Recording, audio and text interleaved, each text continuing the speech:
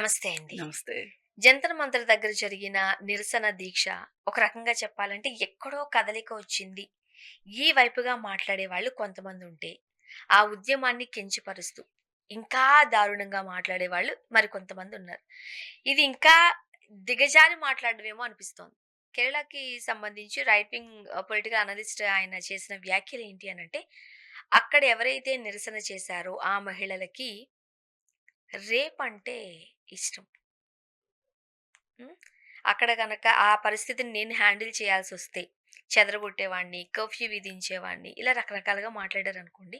But ఇక్కడ మహిళల పట్ల తీసుకున్న ఆ వ్యాఖ్య ఏదైతే ఉందో, నిరసనలు చేస్తే రేప్ చేయించుకోవడం ఇష్టంగా భావిస్తారా మహిళలు? దిగజారుడు మాటలంటారా వీటిని? ఏమంటారు? ఇది దిగజారుడు మాటలే కాదు. ఒక ఏమంటారంటే, అతని మనసు అతని బుర్ర ఎంత పుచ్చిపోయిందో అనిపిస్తుంది నాకు. హ్మ్. నాకు అతని ఫోటో నేను చూసాను. అవును. హ్మ్. చూస్తే నాకు అతని కళ్ళు, అతని ముక్కు, అతని నోరు, అతని మొహం మొత్తం నాకు పురుగులు కనిపిస్తున్నాయి. మనిషి కనిపించట్లే అక్కడ. ఎందుకంటే ఎంత పుచ్చిపోతే అట్లాంటి మాటలొస్తాయండి. ఎంత ఏమంటారు? ఆహ్, అది ఒక మురుగు. దాన్నేదో ఈ మధ్య కాలం గట్టర్ అని జెప్పి అన్నది గదా! హ్మ్. కంగనా రనౌతు. ఇప్పుడు ఇట్లాంటి చెత్త వాగటానికి ఆమె ఆద్యురాలు. ఇప్పుడు ఒక సెలబ్రిటీ మాట్లాడిందండి. మనకి నచ్చితే మంచి విషయం అయితే మంచి విషయంగానూ చెప్తాం సమాజానికి. చెడ్డ విషయం అయితే కూడా విమర్శిస్తూ కూడా మాట్లాడతాం. ఇది వినేవాళ్ళు వాళ్ళ బుర్రలను బట్టి వాళ్ళు అర్థం చేసుకుంటారు. వాళ్ళ బుర్రలే పుచ్చిపోయినాయనుకోండి, హ్మ్. పురుగులు పట్టేసున్నాయనుకోండి, అబ్బా! ఈ కామెంట్ ఎంత బావుంది అనుకుంటారు. అదే ఒకవేళ కాస్త మర్యాదస్తులు, గౌరవనీయమైన వ్యక్తులు, అలాగే పక్క వాళ్ళ పట్ల చులకన భావం లేని వాళ్ళు, అది మహిళలా, పురుషులా అనేది కాదు నా దృష్టిలో. అది మహిళలనైనా అనొచ్చును, పురుషులనైనా అనవచ్చును. అంటారు. ఆ పప్ పుచ్చిపోయిన మనుషులు అలాగే మాట్లాడతారు. వాళ్ళ పట్ల వాళ్ళు మాట్లాడే మాటలు ఇలా ఉంటాయి. మనిషిని ఈ ఎట్లా అసెస్ చేస్తున్నారు? మనిషి గురించి ఎలా మాట్లాడుకుంటున్నారు? మనుషుల పట్ల వీళ్ళకున్న ఉద్దేశాలేంటి అనేది ఇట్లాంటి మాటలను బట్టే తెలుస్తాయి. ఇప్పుడు ఆవిడ అలా మాట్లాడింది గదా! మాట్లాడేసరికి కొంతమందేమో ఆహా! ఓహో! ఎంత బాగా మాట్లాడింది అనే అనే ఒక ఆలోచనలో నుంచి వీళ్ళు దిక్సూచులనమాట అట్లాంటి హ్మ్. వాళ్ళకి. ఇది అదే. ఆ కోవకు చెందిన విషయమే. అక్కడ అత్యాచారాలు జరిగిపోతాయి. అక్కడ చాలామంది గుమిగూడుతున్నారు గదా! నిరసనల్లో. అవును. అలాంటప్పుడు హ్మ్, చాలామంది ఒక చోటుంటే ఈళ్ళ దృష్టిలో ఏంటి అంటే ఒక స్త్రీ గాని, ఒక పురుషుడు గాని ఒక చోట ఉన్నారు అంటే వాళ్ళు ఉండేదే అందుకు. వాళ్ళ మధ్యలో జరిగేదే అది అని మాట్లాడుకునే బుద్ధులు ఉంటాయి. మన చుట్టూ కూడా చాలామంది ఉంటారు ఇట్లాంటి వాళ్ళు. వీళ్ళే స్ప్రెడ్ చేస్తా ఉంటారు. వాళ్ళకి వాళ్ళతో సంబంధం ఉంది తెలుసా అని మొదలెడతారు. అరె! నీకెందుకురా అంటే, "హే! అసలు ఇట్లయితే ఎట్లా? సమాజం ఎక్కడికెళ్ళిపోతుంది? సమాజం ఏమైపోతుంది?" అది ఇది అని మొదలెడతారు. ఇట్లాంటి మనుషులే. అయితే ఇతనన్న మాటలు దాదాపు ఇతను మహిళల పట్ల అతనుకున్న ఉద్దేశ్యం చెప్తుంది. చట్టాన్ని ఎంతవరకు అతను గౌరవిస్తున్నాడో చెప్తుంది. ఈ దేశంలో నాకు అన్యాయం జరిగింది అని గొంతెత్తి మాట్లాడటం కూడా నేరము అనే ఉద్దేశం ఉండబట్టే ఇలాంటి మాటలన్నీ మాట్లాడాడు. అసలు నాకు గాని అధికారం ఉంటే హ్మ్. నేను కర్ఫ్యూ పెట్టి వాళ్ళని చెదరగొట్టేవాడిని. హ్మ్. లేదు అనుకుంటే తుపాకీ పెట్టి కాల్చేవాడిని. కాల్స్తే ఏమవుతది? కొంతమంది చచ్చిపోతారు. చచ్చిపోతే ఏమవుతది? అని మాట్లాడాడతను. ఇతను ఒక పత్రిక అనే ఒక యూట్యూబ్ ఛానెల్ నడుపుతున్నాడంట. హ్మ్.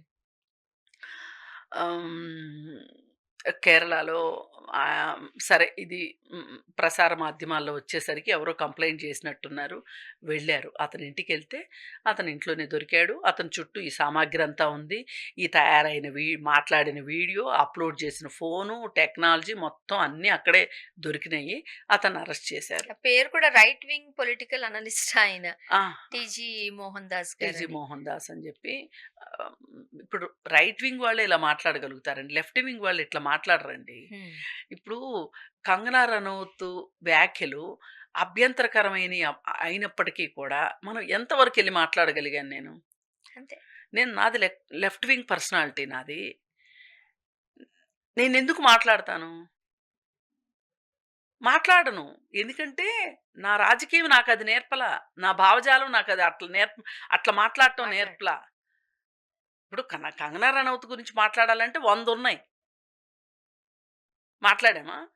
ఇప్పుడు ఆ అమ్మాయి నేను ఆడవాళ్ళు, మగవాళ్ళు అనింది ఎందుకో తెలుసా? ఆ కుర్రాడు ఉన్నాడు గదా! ఆహ్, అభిజిత్. అభిజిత్ దీప్‌కే గాకుండా ఇంకో సౌరభ్ దాసు. సౌరవ్. సౌరభ్ దాస్‌ని ఎన్ని మాటలు మాట్లాడిందండి? అవసరమా? పనికి మాలినోడా అన్నారు. ఆ! ఆ! కొన్ని వ్యాఖ్యలు మనం చేయలేము. చేయలేము. ఆమె గట్టరగా పోల్చింది. ఇ ఇ ఇ ఇది ఒక వేస్ట్ మెటీరియల్ వీళ్ళంతా అన్నట్టు మాట్లాడింది. మరి అలాగే ఆవిడ అనిన తర్వాత ఇక్కడ మన తెలుగు మాధ్యమాల్లో గూడా ఆహ్, కొంతమంది అబద్ధాలు వండి వారుస్తున్నారు. పెద్ద పెద్ద గొంతుకులేసుకొని మాట్లాడుతున్నారు.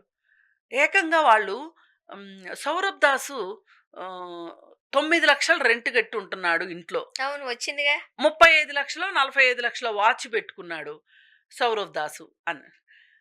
ఇంకొకాయన ఇప్పుడు ఈమంటే ఏవో కొత్త పైత్యం. ఇప్పుడు కొత్త బిచ్చగాడు పొద్దెరగడని మాట్లాడతారు గదా! హ్మ్. పాపం బిచ్చగాళ్ళని అవమానించాలని గాదు. సారీ టు సే నేను సామెతను చెప్పటం నా ఉద్దేశ్యం ఇక్కడ. ఎవరు బాధపడొద్దు ఈ విషయంలో. పొద్దెరగడన్నట్లు ఈమె గావు కేకలు పెడుతుంది పొద్దున్నే లేసి. ఇంకొకాయన దాదాపు 75 ఏళ్లుంటాయి. ఆయనకి చాలా అనుభవం ఉందని జెప్పి ఆయన్ని ప్రతి ఒక్కళ్ళు ఇంటర్వ్యూలు జేస్తున్నారు. ఆయనేమో 4,00,000 ఇంటద్దన్నాడు. అసలు ఫస్ట్ మీరంతా ఓ చోట కూర్చొని అబద్ధాలు గూడా పకడ్బందీగా చెప్పటం నేర్చుకోండి. హ్మ్. ఒకళ్ళు 9,00,000 ఒకళ్ళు 4,00,000 ఏంటి? అర్థం గాట్లేదు. అంటే మనుషుల్ని చులకన జేయటం. ఇప్పుడు ఇక్కడ గూడా మహిళల ఆత్మగౌరవానికి భంగం కలిగించేలాగా మో సెల్ఫ్ రెస్పెక్ట్ లేకుండా మాట్లాడే మాటలు ఇవన్నీ.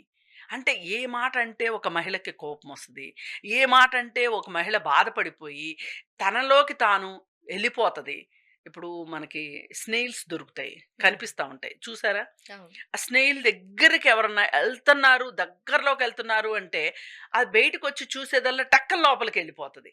అట్లాగే మహిళల్ని వీళ్ళు ఇలాగే చేస్తారు. ఇలాంటి మాటలు విని మహిళలు అమ్మో! బయటకొస్తే ఇలా మాట్లాడతారు కావచ్చు.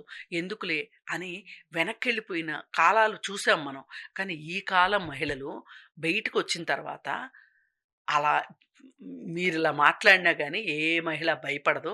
అవసరమైతే దొరికితే గనక రోడ్డు మీద హ్మ్. అందిపుచ్చుకుంటారు. అందిపుచ్చుకుంటారు. హ్మ్. అది నేను చట్ట వ్యతిరేకమైన మాట మాట్లాడుతున్నానని అనుకోకండి. కానీ వాళ్ళ ఆత్మగౌరవాన్ని దెబ్బతీసిన తర్వాత, వాళ్ళకి ఉక్రోషం వచ్చిన తర్వాత వాళ్ళెలా మీ మీద చూపిచ్చాలి? ఇప్పుడు ప్రతి రాష్ట్రంలోనూ, దేశంలోను స్వతంత్ర పోరాటాలని రకరకాల పేర్లతో పోరాటాలు జరిగాయి. అందులో చాలా మంది మహిళలు కీలక పాత్ర పోషించారు. పోషించారు. అవును. వాళ్ళ త్యాగం లేనిదే లేదంటే వాళ్ళ ఉద్యమం లేనిదే ఈరోజు మనకి ఏది సక్సెస్ అయినట్టుగా చరిత్ర ఏ చెప్పట్లేదు. ఏ ఉద్యమమైనా సరే, హ్మ్. అసలెక్కడో దాకెందుకండి. శిలాన్యాస్ జరిగింది గదా! మీ మీ రైట్ వింగ్ పాలిటిక్స్ గురించే చెప్తున్నా. ఆ రోజు అయోధ్యలో అందరూ ప్రతి ఊరు నుంచి మీరు ఒక ఇటుక తీసుకొని రండి అని జెప్పారు. డబ్బులు లేనోళ్ళు మామూలు ఇటుక తీసుకొని రండి. హ్మ్. డబ్బులున్నోళ్ళు వెండి ఇటుక తీసుకొని రండి. ఇంకా బాగా డబ్బులుంటే బంగారు ఇటుకలు తీసుకురండి అని జెప్పి ఆళ్ళు జెప్పారో లేదో గానీ ఈళ్ళు మట్టుకు ఇలా రకరకాల ఇటుకలేసుకొని పోయారు. ఆ ఎళ్ళినప్పుడు ఎంతమంది మహిళలు రాలేదండి? ఆ మహిళలతో మీరు ఇలాగే చేశారా? ఇలానే మాట్లాడారా? ఆ! ఆ మహిళల గురించి ఎవరన్నా లెఫ్ట్ వింగ్ వాళ్ళు ఇలా మాట్లాడారా అండి? హ్మ్. అందుకనేంటంటే ఇక్కడ ఎవ్వరి గురించి మాట్లాడదామన్నా వీళ్ళందరూ ఇవాళ ఢిల్లీలో జరిగిన జంతర్ మంతర్‌లో జరిగిన దాన్ని జీర్ణించుకోలేకపోతున్నారు. ఒప్పుకోలేకపోతున్నారు. తట్టుకోలేకపోతున్నారు. అంటే బీజేపీకి సపోర్టివ్‌గా, సానుభూతిగా మాట్లాడడంలో తప్పులేదు కానీ, అక్కడ హైప్ అవ్వడం కోసం మహిళల్ని టార్గెట్ చేసి, ఉద్యమాన్ని పరిచయం మహిళలనే చేసి కాదండి. మాట్లాడడం. నేనొకటి చెప్తున్నానండి. మీరొకటి ఇది గుర్తుపెట్టుకోండి. మాట్లాడితే మహిళలు, మహిళలు అనొద్దండి. హ్మ్. మహిళలు కాదండి.